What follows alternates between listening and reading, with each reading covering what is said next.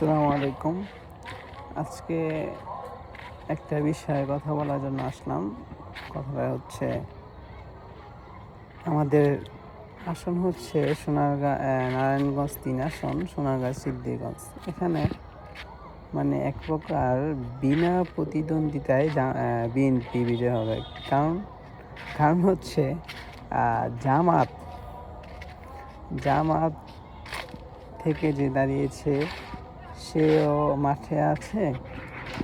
11 দলীয় জোট থেকে বাংলাদেশ খেলাফত মজলিস সেও মাঠে আছে। তারপরে আপনার খেলাফত আন্দোলন সেও মাঠে আছে।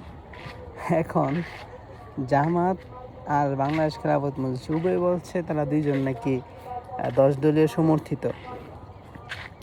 তারা দুজন নাকি 10 দলীয় সমর্থিত বা 11 দলীয় জোট থেকে মনোনয়ন দেওয়া হয়েছে। দুজনেই প্রচার চালাচ্ছে। ঠিক আছে, এখানে দেখা যাচ্ছে কি আমাদের মধ্যে যারা নিরপেক্ষ ভোটার আছে তারা এক প্রকার দ্বিধাদ্বন্দ্বে যে তারা কি জামাতকে ভোট দিবে নাকি বাংলাদেশ খেলাফত মজলিসকে ভোট দিবে। তো দেখা যাচ্ছে কি বাংলাদেশ খেলাফত মজলিসে তেমন তো ভোট পাবে না, কারণ তাদের তেমন লোক নাই। আর জামাতের লোক থাকলেও যারা নিরপেক্ষ তারা ভোট দিবে না। এবং তাদের যে গাদ্দারিগুলো, মানে তাদের যে ক্যাচাল, এই ক্যাচালের কারণে অনেকে মন ভেঙে যাচ্ছে। এমনিতে তো চরমোনাইয়ের একটা ভালো একটা প্রভাব ছিল সোনারগাঁ, তারপর চরমোনাই তো বের হয়ে গেল, যার কারণে এখন চরমোনাই তো আলাদা ভোট করতেছে, সেখানে তো একটা ভোট ব্যাংক চলেই যাবে। তারপর আবার এখন জামাত কাজটা করলো কি, জামাত একবার বললো যে আমি বসে পড়ছি, 10 দলীয় জোট বাংলাদেশ খেলাফত মজলিসের প্রার্থীকে দিয়েছে, নমিনেশন দিয়েছে বা প্রার্থী দিয়েছে, 10 দলীয় জোট থেকে সে নির্বাচন করবে। আবার আজকে জামাত এসে বলতেছে, জামাত যে প্রার্থী ডক্টর ইকবাল, সে এসে বলতেছে ভাই 10 দলীয় জোট থেকে আমাকে দিছে, নতুন করে সিদ্ধান্ত হয়েছে। যার কারণে এক প্রকার মানে এই আসনের ভোটাররা দ্বিধাদ্বন্দ্বে কাকে ভোট দিবে।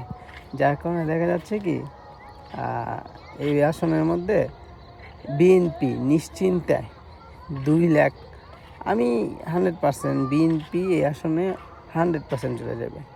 তাদের ভিতরে যে ক্যাচাল, এই ক্যাচালের কারণে তারা কেউই ভোট পাইব না। এটাই বাস্তবতা। কারণ 10 দলীয় জোট বা 11 দলীয় জোট যেটাই বলেন, এই আসনের মধ্যে তারা কোনো প্রার্থীকে বাছাই করতে পারে নাই। এটাই বাস্তবতা। যার কারণে এখানকার ভোটাররা এক প্রকার দ্বিধাদ্বন্দ্বে রয়েছে। সো কেন্দ্র থেকেও তেমন কোনো সাড়া নাই।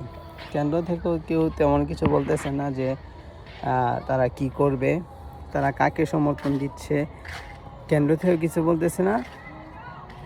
জামাত বসে পড়ার পরও প্রচারণা চালাচ্ছে, আবার আজকে সে বলছে না আমি 10 দলীয় থেকে আসছি, ইত্যাদি বলতে মানে নারায়ণগঞ্জ 3 আসনের মধ্যে অবস্থা পুরাই খারাপ। যার কারণে বোঝা যাচ্ছে যে নারায়ণগঞ্জ 3 আসনে বিএনপি নিয়ে চলে যাবে, বিএনপি ভোট জিতবে। ভাই আপনাদের কাছার কারণে বিএনপি জিতবে।